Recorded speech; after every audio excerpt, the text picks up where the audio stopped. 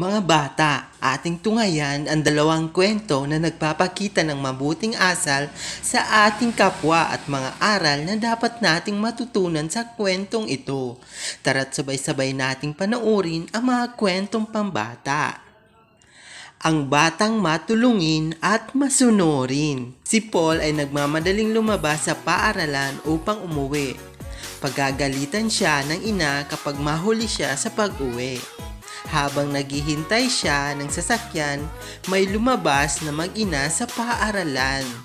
Sa unang tingin pa lang niya, kitang-kita na masama ang pakiramdam ng bata. Tumayo ang mga ito sa tabi niya upang umabang din ng sasakyan. Maya-maya may humintong sasakyan sa harapan ni Paul. Sasakay na sana siya, subalit nakita niya na namimilipit sa sakit ng tiyan ang bata. Nagmamadali siya sa pag-uwi dahil sa pagagalitan siya ng ina kapag nahuli sa pag-uwi. Subalit, naawa siya sa bata. Alam niyang mas kailangan ng mag-ina na sumakay agad. Kaya ipinaubayan na lang niya ang sasakyan sa kanila. Nagpapasalamat ang ina ng bata. Naghintay muli si Paul ng susunod na sasakyan na masaya dahil nakatulong siya sa kapwa kahit sa munting paraan lang.